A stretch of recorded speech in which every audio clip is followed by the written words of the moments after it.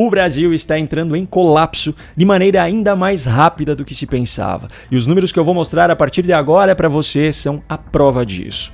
Dados obtidos através do Serasa Experian mostram que o nosso país atingiu em 2024 o maior número de pedidos de recuperação judicial da história. E não é um recorde qualquer. Como você verá a seguir, o governo Lula fundou o Brasil no ano passado com a mesma folga que Usain Bolt venceu seus adversários na final dos 100 metros rasos das Olimpíadas de 2008. Veja só o comparativo feito nesse gráfico montado pelo economista visual. Em 2024, foram feitos 2.273 pedidos de recuperação judicial.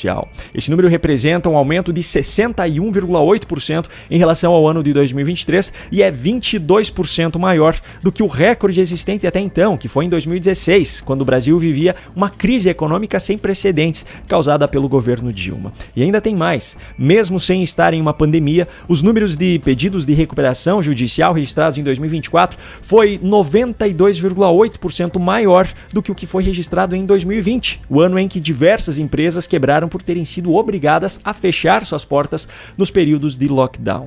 Desse total de 2.273 pedidos, 1.676 partiram de micro e pequenas empresas, 416 foram de empresas de porte médio e 181 partiram de grandes empresas. No caso das micro e pequenas empresas, especificamente, o número de 2024 foi 78,4% maior do que 2023 e, pasmem, mais do que triplicou em relação a 2022, ano em que o Brasil ainda estava sob a gestão do governo que, supostamente, não se preocupava com a população.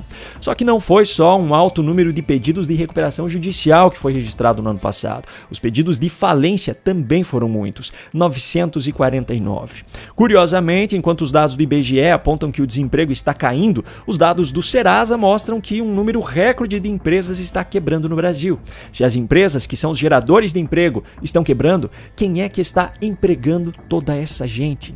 Só que a situação ainda é muito pior quando analisada dentro de um contexto mais amplo. Enquanto o setor privado está entrando em colapso, o setor público está batendo recorde em número de servidores. Em 2024, o Brasil superou a marca de 12,65 milhões de pessoas trabalhando em cargos públicos. Só que o setor público não é o que produz riqueza para o Brasil. O setor público é aquele que, teoricamente, administra. Quem produz riqueza, quem faz a roda da economia girar, é o setor privado, que precisa, inclusive, sustentar o setor público. Então, o setor que produz riqueza nesse país está quebrando. O setor que é sustentado está ficando cada vez maior. Mas a coisa piora ainda mais, porque ainda precisamos levar em conta a Previdência. Em novembro de 2023, o Brasil já havia ultrapassado a marca de 39 milhões de beneficiários do INSS. Desses, quase 13 milhões recebem benefícios superiores ao valor do salário mínimo. Agora eu pergunto, de onde precisa sair o dinheiro para que essa conta seja paga? A resposta é muito simples, do setor privado, aquele que está quebrando.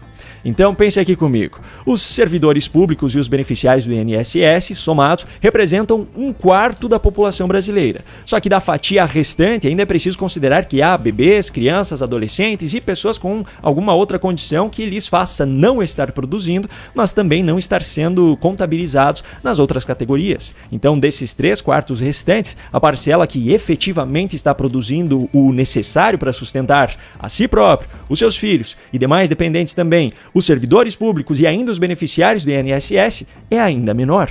Segundo dados recentes, o número de trabalhadores ocupados que estão pagando impostos para a Previdência é de pouco mais de 60 milhões. Só que isso engloba também os servidores do setor público, obviamente. E agora, como os dados do Serasa mostrados aqui no início do vídeo deixam claro, uma parcela significativa dessa quantidade já reduzida de pessoas está deixando de produzir porque as empresas estão quebrando em uma velocidade recorde. Mas, por incrível que pareça, a situação que já é catastrófica ficará ainda pior no futuro. Um estudo do IPEA, o Instituto de Pesquisa Econômica Aplicada, aponta que o Brasil terá em 2051 mais de 61 milhões de aposentados e pensionistas. E esse ano de 2051, de acordo com a estimativa do Instituto, é quando o número de beneficiários ultrapassará o número de contribuintes da Previdência. O que isso significa? Que o colapso na economia brasileira é um processo natural e inevitável. O envelhecimento da população e a inversão da pirâmide etária naturalmente vai fazer com que seja impossível sustentar a Previdência ou que a classe trabalhadora precise pagar impostos tão altos que será impossível sustentar a si próprio. Só que, pegando esse colapso natural e unindo ao contexto que eu mostrei ao longo do vídeo inteiro, de que o setor privado está quebrando em velocidade recorde, esse abismo, na prática, está muito mais próximo do que se imagina. Diante desse cenário, é impossível não ficar se perguntando: existe ainda algum caminho que possa salvar o Brasil? Existe algum caminho que possa evitar esse destino que parece inevitável? Bom, se existe, certamente nenhum desses caminhos passa pelo atual governo. Esse aqui seria um ótimo vídeo para que eu encerrasse fazendo propaganda sobre passagens aéreas para o exterior ou até mesmo sobre alguma empresa que faça todos os trâmites para quem quer ir embora do país. Mas não é essa a solução que eu proponho. A verdade é que estamos todos no mesmo barco e mesmo que o destino dele pareça ser o mesmo do Titanic, a esperança é a última que morre. Uma das formas de tentar reverter esse cenário é destruindo os argumentos da militância de esquerda, dando uma atenção especial a isso desde já para evitar que em 2026 o contrato de destruição do Brasil seja renovado por mais 4 anos.